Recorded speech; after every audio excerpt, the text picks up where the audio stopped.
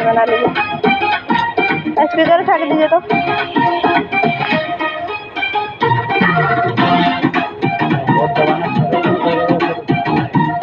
Speaker उठा के दीजिए, मोबाइल ले लीजिए।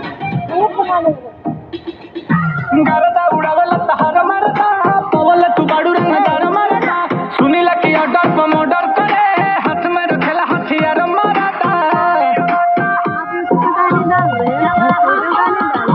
गारता उड़ावेला तहार मारता पवल तू बाड़ू रंगदार मारता सुनीला की ऑर्डर पर मर्डर करे हाथ में रखेला हथियार मारता लाखों का माला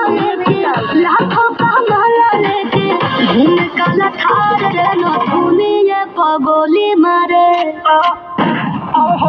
भूलिए पगोली मारे भैया हमारे नो भूलिए पगोली मारे भैया हमारे नो भूलिए पगोली मारे। अच्छा लहके अकेले